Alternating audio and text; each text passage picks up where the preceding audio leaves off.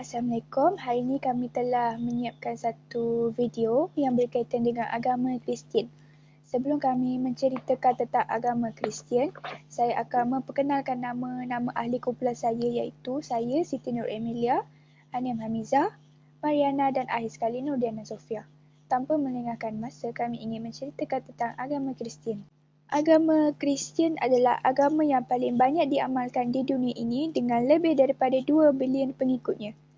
Kepercayaan Kristian berpusat pada kepercayaan mengenai kelahiran, kehidupan, kematian dan kebangkitan Yesus Kristus.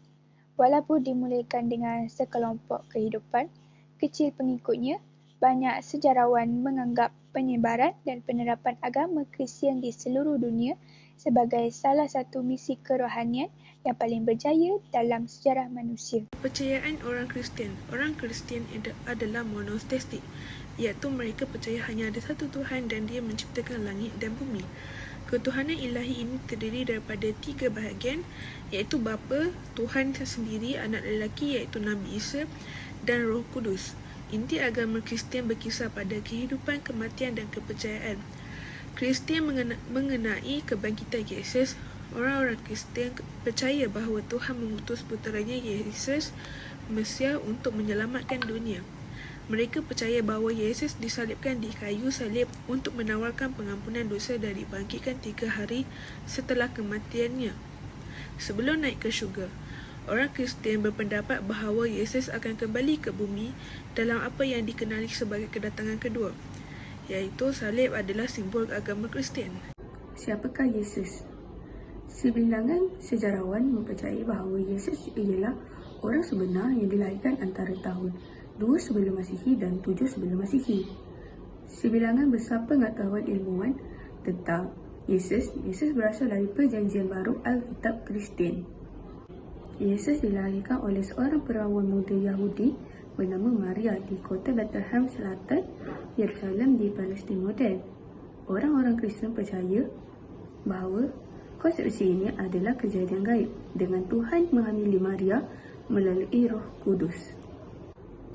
Tulisan suci mengungkapkan bahawa dia dibesarkan di Nazaret.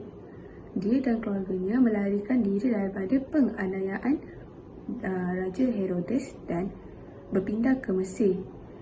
Dia dan ayahnya duniawi Joseph merupakan seorang tukang kayu. Yesus dibesarkan sebagai Yahudi dan menurut kebanyakan sarjana, dia bertujuan untuk melakukan pembaharuan agama Yahudi. Selama kira-kira 3 tahun, Yesus melakukan perjalanan bersama 12 murid yang juga dikenali sebagai 12 Rasul, mengajar sekumpulan besar orang dan melakukan apa yang disaksikan oleh saksi sebagai mukjizat.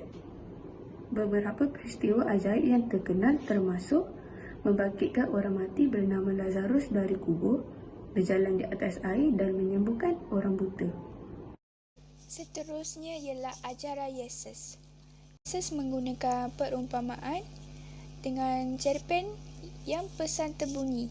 Dalam ajarannya ialah mempunyai beberapa tema utama yang Yesus ajarkan, yang kemudian dipeluk oleh orang Kristian. Termasuknya ialah sayangi Tuhan, sayangi jiran anda seperti diri sendiri, maafkan orang lain yang telah menzalimi anda, sayangi musuh anda, mintalah pengampunan dosa-dosa kepada Tuhan. Yesus adalah Mesias dan diberi wewenang untuk mengampuni orang lain. Taubat dari dosa adalah mustahak. Jangan bersikap hipokrit, jangan menilai orang lain, dan akhir sekali ialah kerajaan Tuhan sudah hampir. Bukan orang kaya dan berkuasa, tetapi yang lemah dan miskin yang akan mewarisi kerajaan ini. Antara perayaan yang disambut oleh masyarakat Kristian ialah perayaan Hari Natal atau Christmas. Hari Natal atau Christmas adalah perayaan Kristian yang paling penting untuk meraihkan kelahiran Nabi Isa. Ia akan diadakan pada tarikh 25 Disember setiap tahun sebagai Hari Christmas. Pada 24 Disember biasanya dipanggil Christmas, gereja umum akan diadakan pada Ahad malam untuk meraihkan kelahiran Isa.